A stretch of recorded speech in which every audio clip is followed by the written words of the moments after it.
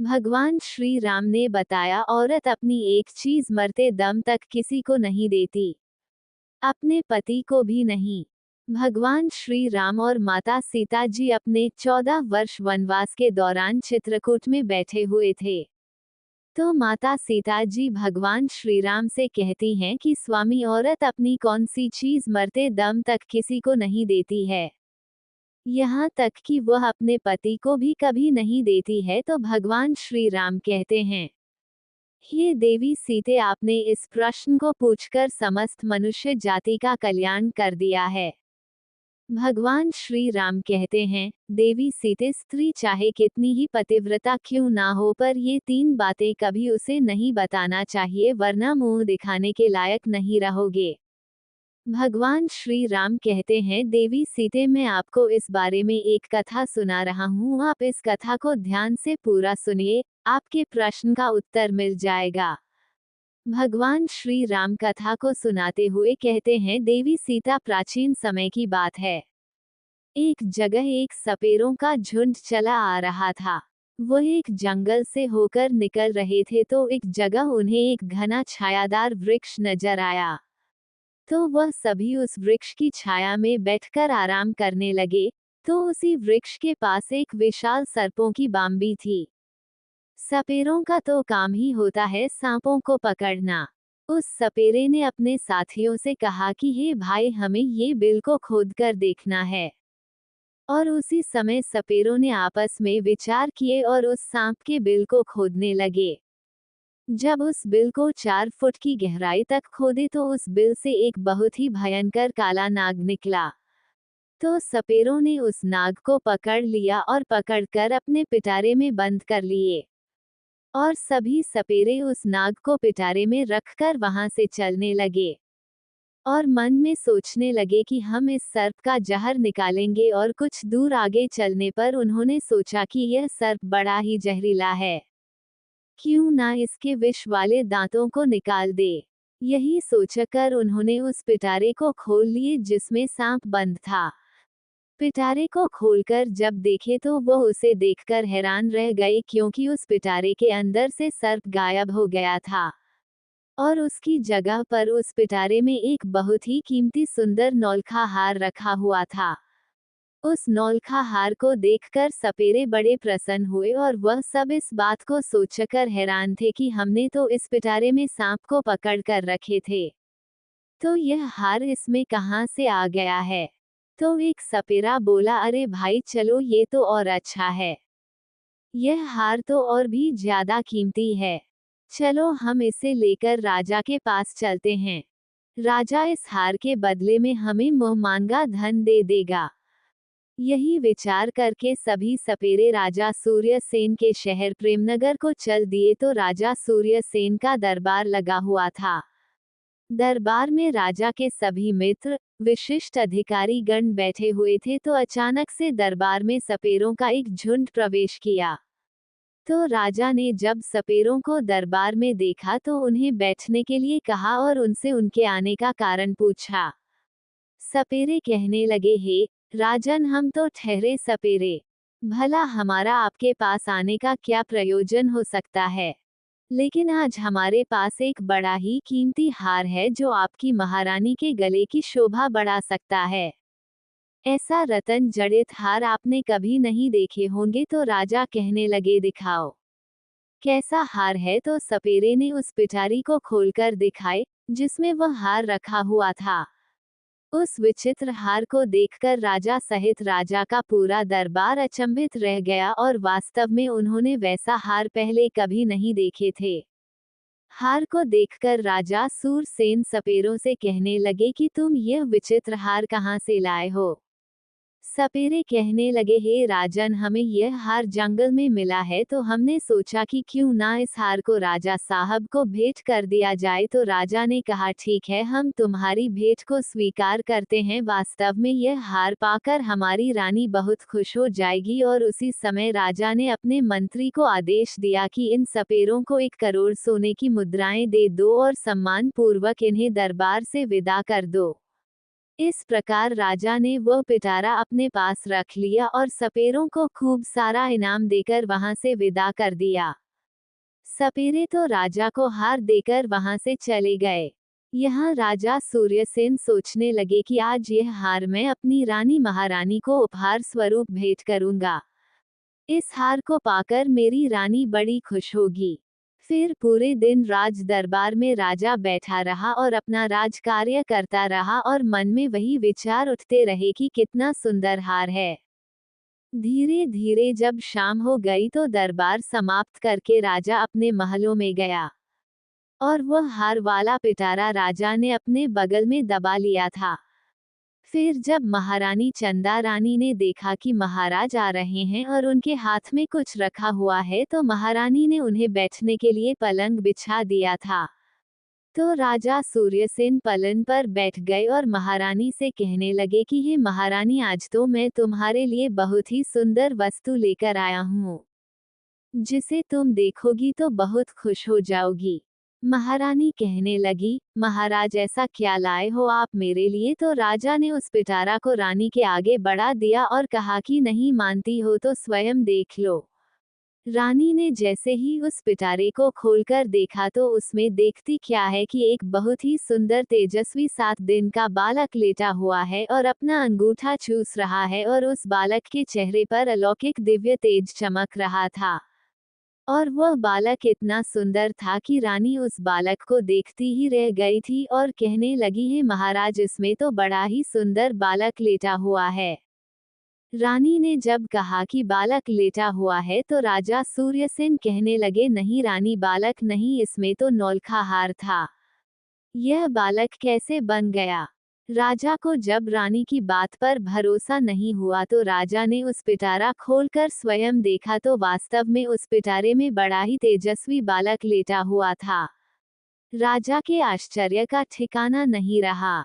उस बालक को देखकर राजा और भी ज्यादा प्रसन्न हो गए थे, क्योंकि राजा सूर्यसेन के पहले से कोई संतान नहीं थी तो राजा और रानी हर समय संतान के बारे में सोचकर दुखी रहा करते थे। अब तो राजा और रानी दोनों ने मन में विचार किए कि यह पुत्र हमें भगवान श्री हरि विष्णु जी ने प्रदान किया है और आज से हम दोनों इसे अपना पुत्र मानकर ही पाल लेंगे। ये बात किसी को पता नहीं थी कि राजा ने जो हार खरीदा था वह बालक बन गया है, परंतु राजा की कुछ दासियां वहां उनका वार्तालाप सुन रही थी तो रानी ने पूछा कि यह बालक तुम्हें किसने दिया है? तो राजा ने बताया कि आज दरबार में सपेरों का झुंड आया था, उन्होंने ही हमें एक एक पिटारे में रखकर नौलखा हार भेंट किया था। लेकिन भगवान की कृपा से दरबार से महलों को आते आते यह हार सुंदर पुत्र बन गया है। अब हम इस बालक का पालन पोषण बड़े ही राजशाही तरीके से करेंगे। आज से यह बालक हमारा पुत्र है और आगे चलकर यही हमारी राजगद्दी का मालिक होगा। उसी दिन से राजा और रानी उस बालक को अपने पुत्र की तरह पालने लगे। एक दिन राजा ने अपने दरबार में ये घोषणा कर दिया था कि हमारी रानी के गर्भ से एक सुंदर पुत्र ने जन्म लिया है। ये सुनकर राजा सूर्यसेन की प्रजा ने बड़ी खुशी मनाई और संपूर्ण नगर में उत्सव मनाया गया।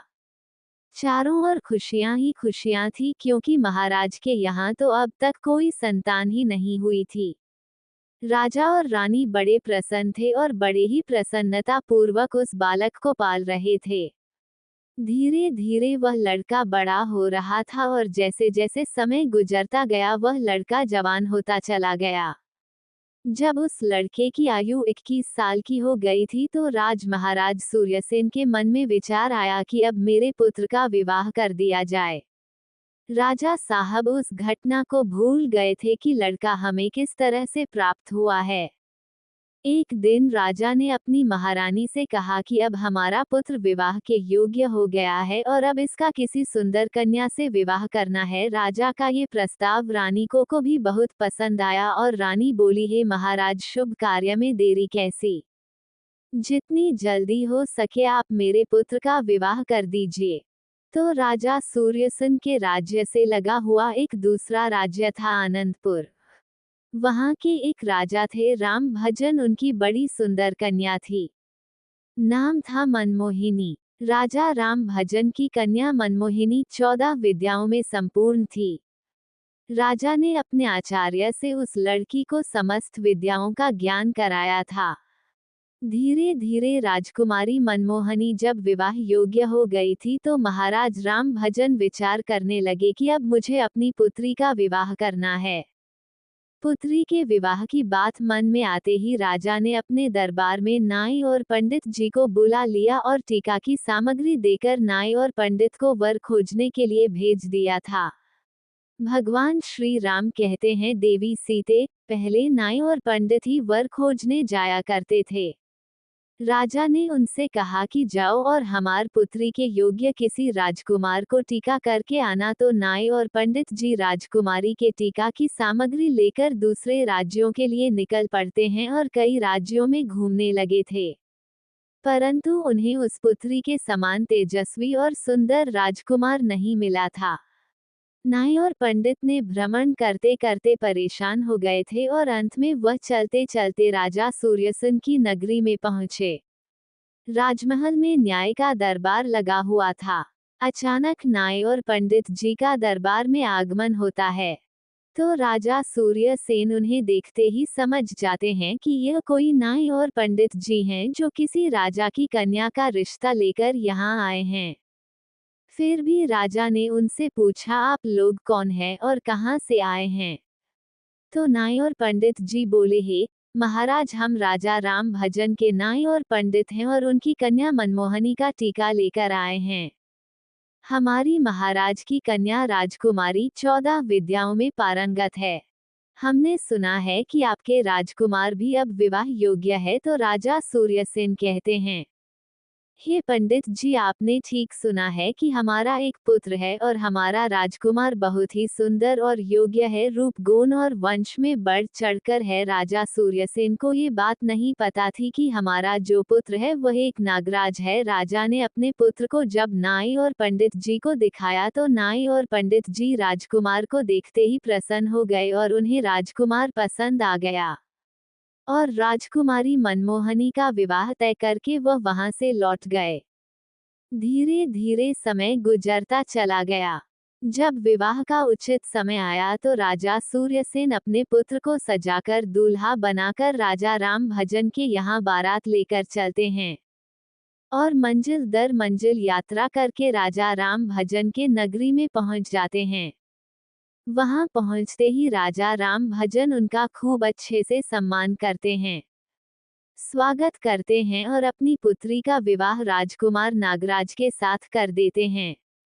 इस प्रकार अपने पुत्र का विवाह करके राजा सूर्यसेन वापस अपनी राजधानी लौटते हैं।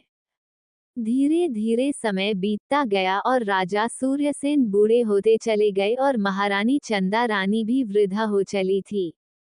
एक दिन रानी ने राजा से कहा, हे महाराज, अब हमारे पुत्र को राजभार सौंप दिया जाए।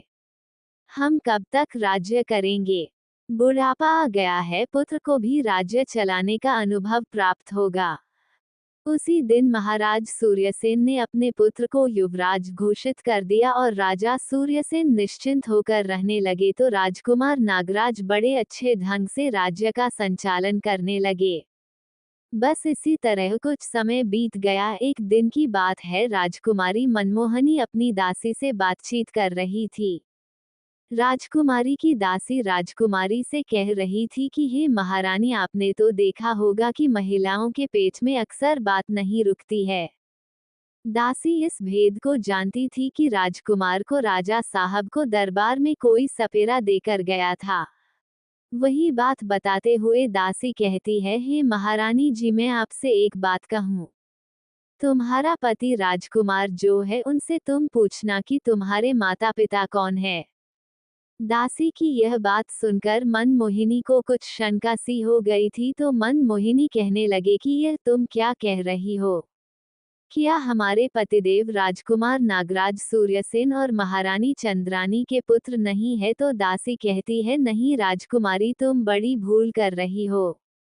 यह उनका पुत्र नहीं है, पर मैं इतना तो नहीं जानती हूँ कि राजकुमार के वास्तविक माता पिता कौन है। पर इतना जानती हूँ कि राजकुमार महाराज सूर्यसेन के पुत्र नहीं है। आप स्वयं अपने पति से पूछ लेना। तो राजकुमारी मनमोहनी के मन में भी अपने पति को लेकर शंका उत्पन्न हो गई थी और वह मन में सोचने लगी कि आज शाम को जब राजकुमार महल में आएंगे तो मैं उनसे यह बात अवश्य पूछूंगी। भगवान श्री राम कहते हैं, हे देवी सीते। फिर राजकुमार महल में आते हैं तो राजकुमार की पत्नी मनमोहनी राजकुमार से पूछने लगे कि हे प्राणनाथ, आज मैं आपसे एक प्रश्न पूछना चाहती हूँ। तो राजकुमार कहते हैं, हे प्रिय पूछो, क्या पूछना चाहती हो। तो राजकुमारी पूछती है, स्वामी मुझे ये बताए कि आपके माता पिता कौन है और आप किस वंश के हो। तो ये बात सुनकर वह नागराज से जो राजकुमार बना था वह कहने लगा, हे रानी, क्या तुम्हारी मति मारी गई है। महाराज सूर्यसेन और महारानी चंदा रानी ही मेरे माता पिता है। मनमोहनी बोली, नहीं महाराज, आप मुझसे कुछ छुपा रहे हैं। कृपया सच सच बताए। तुम्हें भगवती माँ गंगा माई की कसम है, आप मुझे ये भेद जरूर बताओ। तो ये बात सुनकर राजकुमार धर्म संकट में फंस गया था। उसने सोचने लगा कि आज किसी ना किसी ने इसके मन में ये प्रश्न पैदा कर दिया है। इसको जरूर किसी ने बताया है और यह पूछे बिना मानेगी नहीं। तो राजकुमार ने अपनी पत्नी को बहुत समझाया कि देखो, मैं महाराज सूरसेन का ही पुत्र हूँ।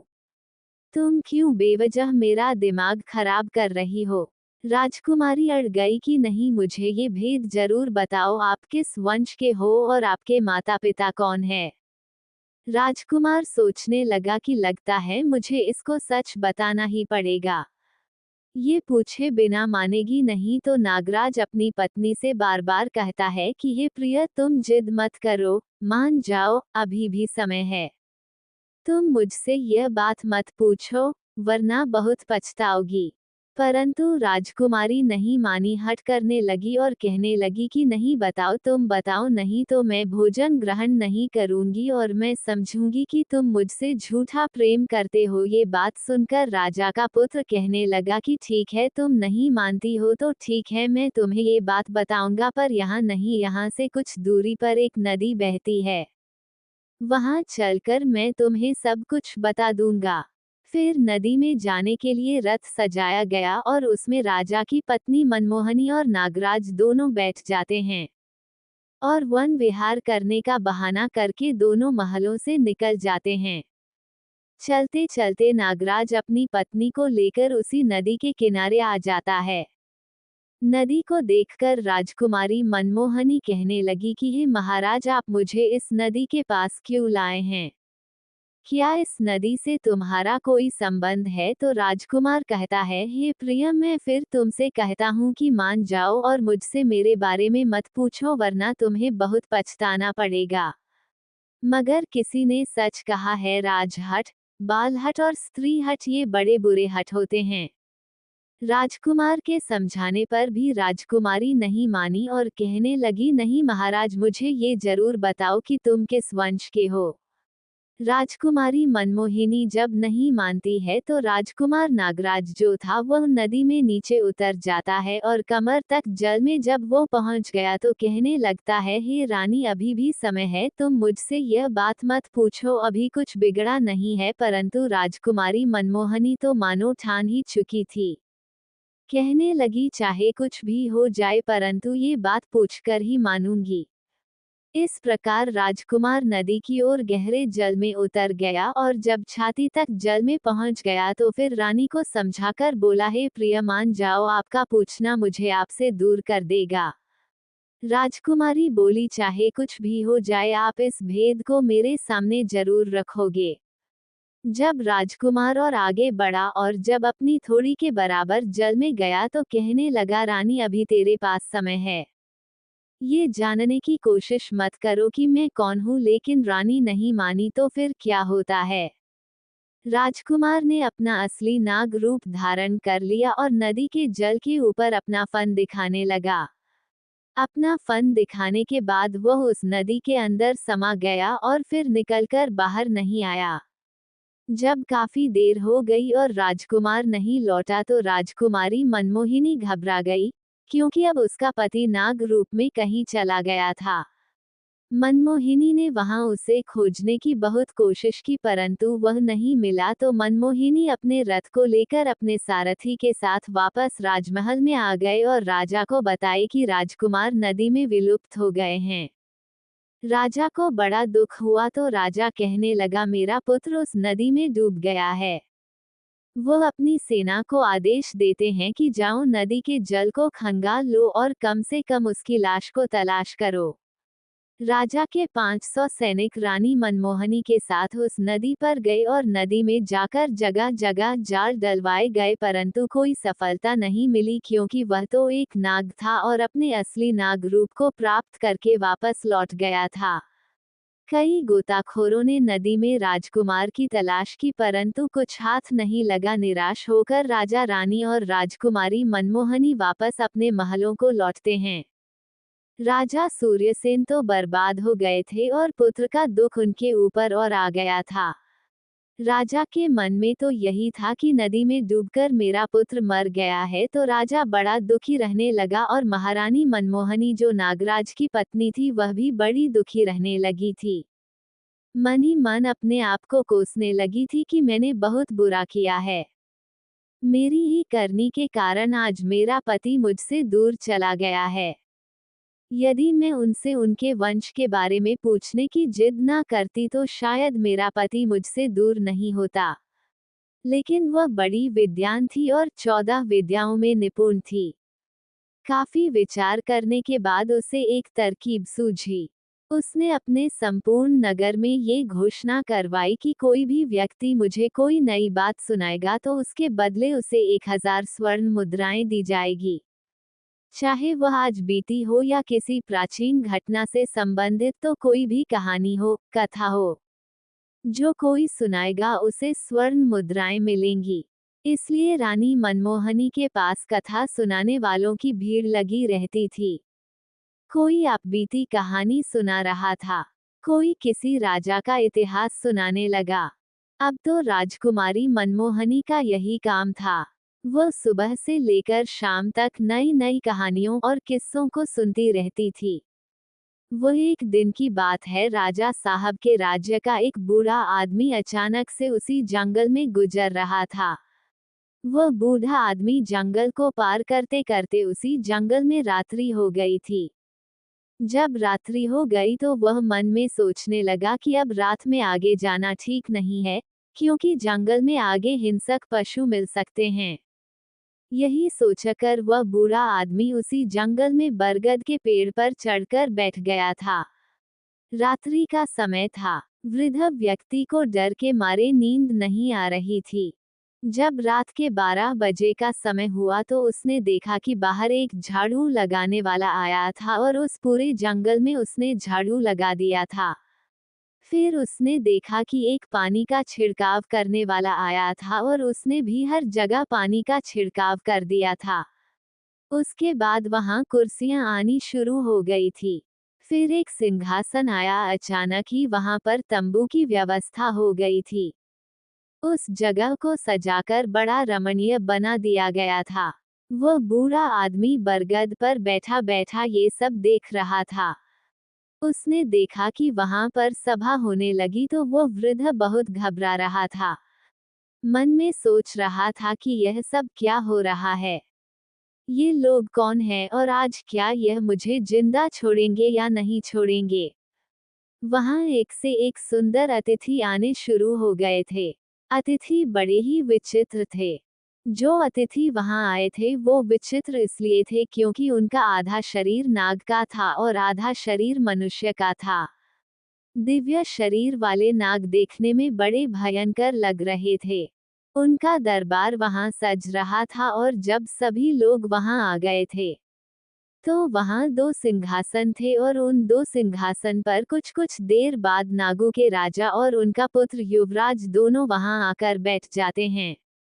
संपूर्ण दरबार में उनका बड़ा स्वागत किया गया था। उसके बीच कुछ मंत्रणा होने लगी थी, चर्चा होनी थी। वह चर्चाएं हो रही थी और जो राजकुमार था वह नागराज का पुत्र था। वह चुपचाप नीचे गर्दन झुकाए बैठा था। वहां इस बात की चर्चा हो रही थी कि राजकुमार का विवाह किया जाए। विवाह के संबंध में चर्चाएं चल रही थी। राजकुमार का जब विवाह का नाम आया तो उसने नीचे गर्दन कर रखा था और बहुत उदास हो गया था। 3-4 घंटे उनकी चर्चाएं चलती रही और वो बूढ़ा आदमी उन सभी बातों को वहां से बरगद पर बैठा बैठा सुन रहा था और मन में सोचने लगा कि ना जाने ये किस बात की चर्चा हो रही है और यह कौन लोग हैं। लगता है आज मैं बच नहीं पाऊंगा। डर के कारण वह उस वृक्ष पर चिपका हुआ लेटा था। 4 घंटे जब पूरे हो गए थे तो दरबार वहां से बंद हो गया था। अतिथि इधर उधर चले गए थे लेकिन वह नागराज और उसका पुत्र वहां से चलकर उस बरगद के वृक्ष की तरफ चलने लगे। वह वृद्ध ऊपर बैठा हुआ सोच रहा था कि यह तो मेरी तरफ ही आ रहे हैं। लगता है अब यह मुझे जिंदा नहीं छोड़ेंगे क्योंकि इन्हें पता चल गया है कि मैं इस वृक्ष पर बैठा हूँ। ये सोचकर वह बूढ़ा आदमी बहुत घबरा गया था लेकिन उस नाग ने क्या किया कि उस बरगद की जड़ में बैठकर कुछ देर तक रोया और अपनी रानी मनमोहनी को याद किया। ये बात वो बूढ़ा आदमी सुन रहा था कि यह तो बड़ा ही चमत्कार है। मैं क्या देख रहा हूँ। और कुछ देर होने के बाद हाय मनमोहिनी ऐसा कहने के बाद वह नागराज भी वहां से चला गया था। धीरे धीरे सवेरा हो गया। प्रातः काल जब हुआ तो बूढ़ा आदमी उस वृक्ष के नीचे उतरा और नीचे उतरने के बाद वापस अपने नगर को लौट आया था। और मन में सोचने लगा कि वैसे भी मैं बहुत गरीब आदमी हूँ और रानी मनमोहनी भी नई नई कहानियां सुनती रहती है। तो क्यों ना चलकर इस बात को महारानी मनमोहनी को सुनाया जाए। इसके बाद बदले में महारानी मुझे बहुत सारा धन दे देगी और मैं पैसे वाला हो जाऊंगा। ऐसा विचार करके वह बूढ़ा आदमी उसी जगह पर आ गया जहां रानी मनमोहनी मंडप लगाया हुआ था। जहां वह कथाएं सुना करती थी वहां एक से एक बड़े विद्वान रानी को कहानी सुनाते थे। तो फिर कुछ घंटे इंतजार करने के बाद उस बूढ़े आदमी का भी कहानी सुनाने का नंबर आया। वह महारानी मनमोहनी से कहने लगा कि हे महारानी जी, आज मैंने बड़ा ही विचित्र दृश्य देखा है। आज मैं तुमको एक आंखों देखी घटना सुना रहा हूँ। आज रात में जब जंगल से गुजर रहा था तो रात होने की वजह से मैं उसी जंगल में फंस गया था। उस वन में एक पेड़ पर चढ़कर बैठ गया था तो मैंने वहां देखा कि वहां एक नगराज का दरबार लगा था। उन सबका आधा शरीर मनुष्य का था और आधा शरीर नाग का था। ऐसे विचित्र प्राणी उस दरबार में आए थे तो मैं उन्हें देखता ही रह गया। कुछ देर देखने के बाद मैंने विचार किया कि यह लोग मुझे मारेंगे तो नहीं लेकिन मैं उस बरगद के वृक्ष पर चिपका हुआ उनकी बातें सुनता रहा। जब दरबार पूरा हुआ तो वहां से एक राजा का पुत्र था जो नागों का राजा था। वह युवराज था। वह अपने एक दिव्य रथ में बैठकर जिस बरगद पर मैं बैठा था उसी वृक्ष के नीचे उतरा और बरगद के वृक्ष के नीचे बैठकर कुछ देर हाय मनमोहिनी कहकर रोता रहा। उसके बाद वह अदृश्य हो गया है। ये बात जब राजकुमारी मनमोहिनी ने सुनी तो उसने बूढ़े आदमी से कहने लगी कि हे बाबा जी, मैं तुम्हें इतना धन दूंगी कि तुम्हारी कई पीढ़ियां बैठी खा सकती हैं लेकिन तुम मुझे उस स्थान पर ले जाकर दिखाओ जहां तुमने उस राजकुमार को रोते हुए देखा था। ये सुनकर वह बूढ़ा आदमी घबरा गया और कहता है, हे राजकुमारी जी, अब मैं वहां नहीं जाऊंगा। वहां जाने से मुझे बहुत डर लग रहा है। तो राजकुमारी कहती है, नहीं बाबा जी, तुम चिंता मत करो, तुम्हें मेरे साथ वहां चलना ही पड़ेगा। इतना कहकर रानी मनमोहनी ने एक सोने की मोहरों से भरी हुई थैली उस बूढ़े आदमी को दे दी और कहा, मैं तुम्हें 10,000 सोने की मोहर दूंगी, तुम मुझे उस स्थान पर ले चलो। तो धन पाकर वह बूढ़ आदमी खुश हो गया और वह राजकुमारी मनमोहिनी को लेकर उस जंगल की तरफ चल देता है। उसी